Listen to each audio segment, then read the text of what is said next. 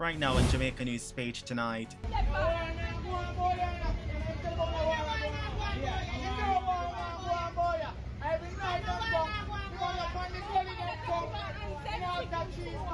Tension rising in St. Andrew after a police operation leaves one man dead. Officers say he was wanted for his alleged involvement in a recent police shootout that left 4 people injured along Chisholm Avenue. Also tonight, heartbreak in Manchester, a 4-year-old girl shot and killed and her father hospitalized after a brazen attack while they were traveling, the latest on the investigation ahead. And in Clarendon, shock and outrage after a woman was allegedly chopped to death. Police are now searching for her spouse. Plus, just wake up. Me not really get up out of my bed. Just lie down in the bed. And I was calling on my phone because today is my birthday. a birthday that turned into devastation.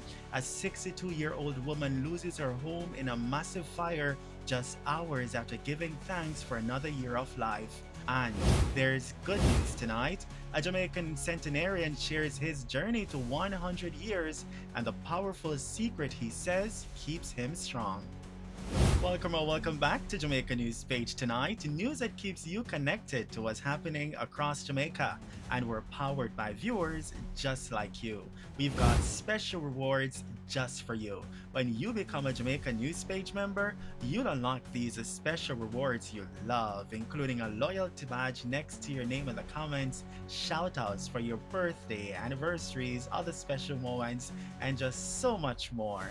Joining is easy. Just click subscribe, then click join, and choose to become a full star or full elite member right now. That's it, simple and quick.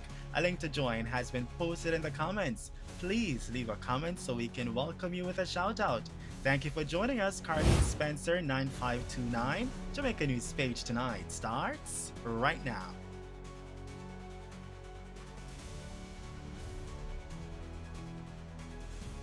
We begin tonight in St. Andrew, where tensions remain high following a fatal police shooting during an operation along O'Mara Road this afternoon. One man is dead, another in custody, and residents are demanding answers.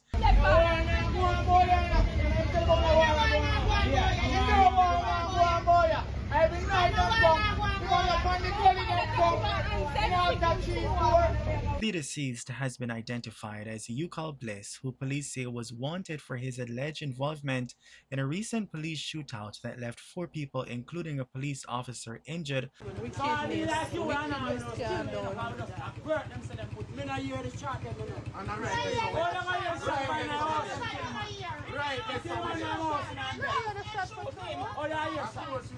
According to investigators, officers moved into the area during a targeted operation when Bliss reportedly fled into his house. Police say he allegedly pointed a P89mm pistol loaded with 10 rounds, prompting officers to open fire after fearing for their lives. He was shot during the confrontation. However, residents in the community are disputing aspects of the police account, with some alleging the man was killed in cold blood. The incident has heightened tension in the area, and the Independent Commission of Investigations (INDICOM) is probing the incident. Also developing tonight, the Manchester police have launched a probe into the shooting death of a 4-year-old girl in Landis Settlement to the parish on Sunday night. The child has been identified as Sanaya O'Brien. Investigators say the child and her father were traveling in a black Toyota Voxy in Landis Settlement, Williamsfield, when gunmen ambushed the vehicle and opened fire.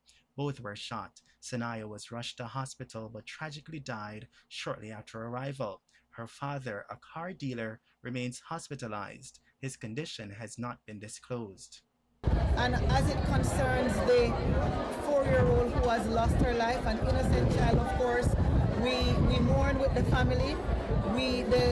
A senior minister will be speaking some more on this issue, but as Member of Parliament, I just want to assure my constituents that the police are in control. They are fully aware of what has been taking place.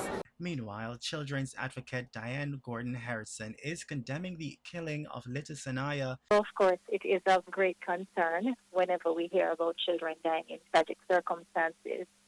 4 years, life really hasn't even fully begun yet. And so this to me represents a severe loss in terms of the potential of this little girl.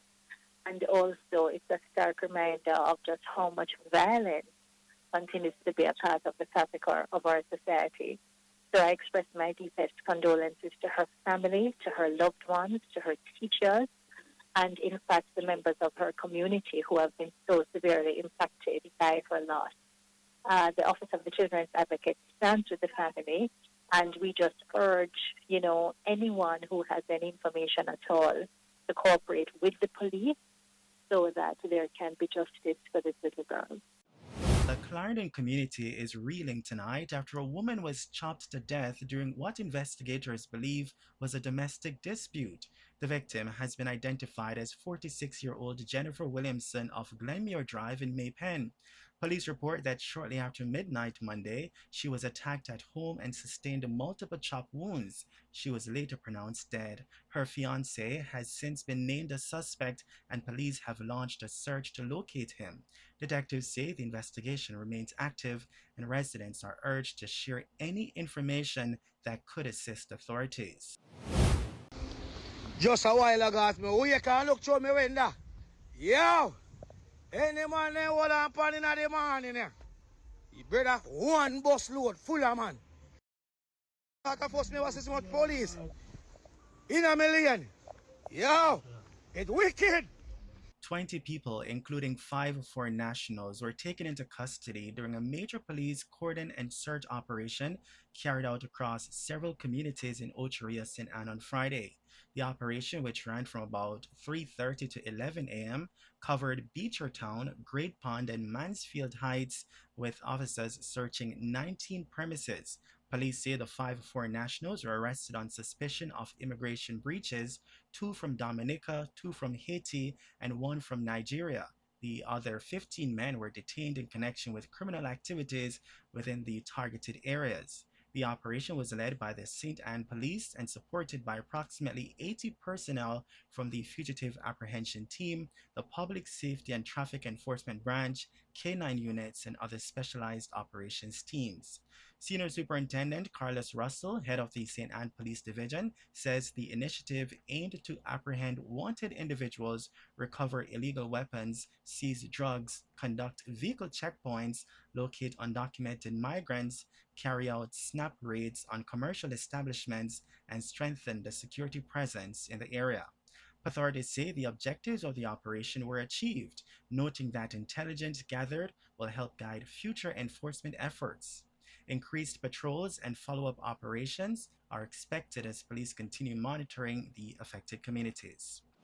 Jamaica recorded its deadliest week since the start of the year during the first week of February, with 18 murders reported across the island over just 7 days. The figure marks a sharp increase after several consecutive weeks in which killings had remained in the single digits. The latest serious crime statistics released this morning by the Jamaica Constabulary Force show the spike pushed the country's total murder count to 51 as of February 7. That follows an end of January total of 33 murders, the lowest monthly figure recorded since 2001. While murders are still down approximately 40% compared with the same period last year, the latest numbers suggest a concerning slowdown in the progress that had been made. Just a week earlier, Jamaica was seeing a 55% year-on-year reduction in murders, meaning the recent surge has cut that improvement by about 15 percentage points in only 1 week. As of February 7, the St. Andrews South Police Division leads all 19 divisions with 9 murders since the start of the year, making it the deadliest division to date. St. James follows with 7 murders, while St. Elizabeth has recorded 5. St. Anne, Hanover, and Manchester round out the top 6 divisions, each with 4 homicides. Despite the recent surge in killings, police statistics show improvements in several other major crime categories. Shootings, shooting injuries, robberies, and break-ins are all down, contributing to an overall 32% reduction in serious crime compared with the same period last year. Now, the news: a 62-year-old woman is counting her blessings tonight after a devastating fire destroyed her home on her birthday. Just wake up. Me not really get up out of my bed. Just lie down in the bed. And I was calling on my phone because today is my birthday. So I was calling on my phone and I put up some status and I thank God for sparing my life to see today. And I tell God that He is my strong tower. Then I get a call and as me hang up now, me smell something. So my husband was sleeping. I mean tapped in and said, me smell something. So I run to the living hall. So I run to the living hall now. Me not see nothing. Me not see no fire when I run to the living hall. So afterward now me turn back in and go back again. Me see sparks, come I smell the something, me see the sparks of fire and me brush the me see the supermarket. Me realize I over here so me rush to the water now and start throw. And me start throw water start and I say fire, fire. So Sean see it and run come over and help me. But by the time if I come and me couldn't draw out me things them, nothing at all. My phone, everything was on my bed, so I couldn't catch nothing, no clothes, nothing at all. So by the time now, me I go back figure, I'm important documents them. Me I go back in now, figure, chance, ball me now and grab me out and say, smoke alone will kill you. So don't go inside there. That time this no catch all when fire brigade come this. The house is about 6 bedroom and a living room. But me alone occupy two bedroom and the living room. Other things damaged. The bed, my dresser, my whatnot, my wardrobe, me sewing machine, me industrial sewing machine, me serger, me another machine, me another sewing machine, me 3-piece settee, me fridge, me table, me 6-burner stove, and 2 mattress that was in there, and the washing machine. Despite the loss, she says she remains grateful to be alive.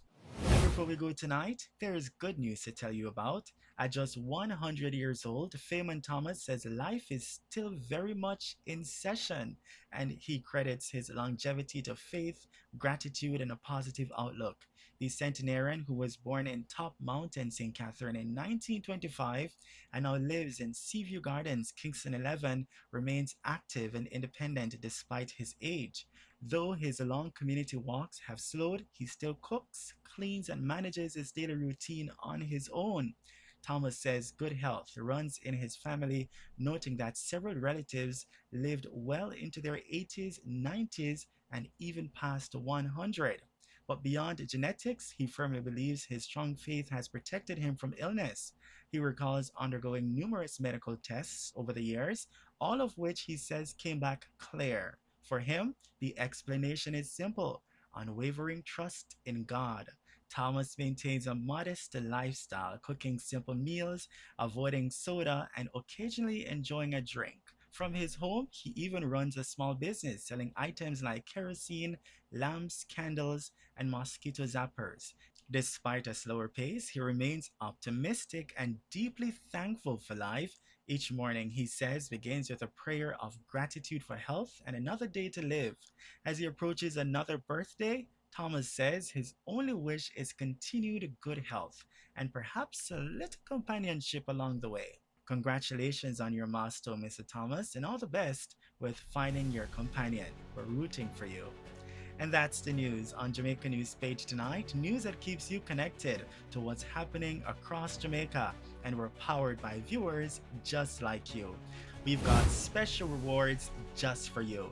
When you become a Jamaica News Page member, you'll unlock these special rewards you love, including a loyalty badge next to your name in the comments, shoutouts for your birthday, anniversaries, other special moments, and just so much more. Joining is easy. Just click subscribe, then click join, and choose to become a Full Star or Full Elite member right now. That's it, simple and quick. A link to join has been posted in the comments. Please leave a comment so we can welcome you with a shout out. Thank you for joining us, Carlene Spencer 9529, and also thank you for watching Jamaica News Page tonight. We'll see you in the comments, and be sure to join us again for more news. From all of us here, good night.